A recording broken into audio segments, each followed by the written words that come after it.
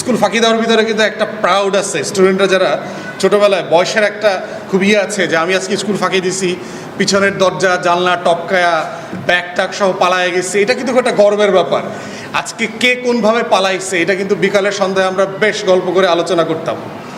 কিন্তু আজকে তো বুঝতেছি যে আসলে পালাইতে আমি পারলাম কেন। এটা ওই প্রতিষ্ঠানের ফেইলিউর না, ব্যর্থতা না, যে আমাকে সে কেন স্কুলে রাখতে পারলো না। গ্রামে যদি কেউ বড় হয়ে থাকে না, আদার দেয় না মুরগি ধরার জন্য যে আপনি জবাই করবেন, এই আয় আয় আয় টিক টিক টিক টিক করে করে এই যে গম দেয়, ধান দিয়ে দিয়ে তারপরে যে মুরগি ধরে। তো প্রত্যেক ক্লাসে এই সকল টিচারদের দালাল স্টুডেন্ট আছে, এরা হলো ওই ক্লাসে আদার ধরে। তো আমারও মানে সে ১,৫০০ টাকা লাগতো মাসে আপনার, তো ৫০০ টাকা ওই স্টুডেন্ট পাইতো। তো এই দালালদেরও কারো কারো আমাদের বন্ধুবান্ধবের ৫-৭ হাজার টাকা মাসে ইনকাম হইতো এই মুরগি ধইরা, খ্যাপ ধইরা।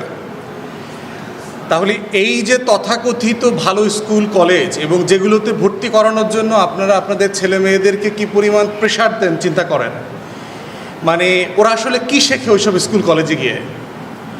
কিছুই শেখে না। আমি ঢাকা কলেজে পড়ছি, আমি আসলে কয়দিন ক্লাস করছি? আমি তখন বাম রাজনীতি করতাম, এগুলো করছি, এগুলো করে করে সময় কাটাইতাম আর কি।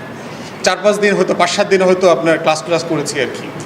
তাহলে আমি তখন মনে হইতো যে আরে কত স্বাধীন, কে ক্লাস করে, স্কুল বাঙ্ক করার ভিতরে দেখবেন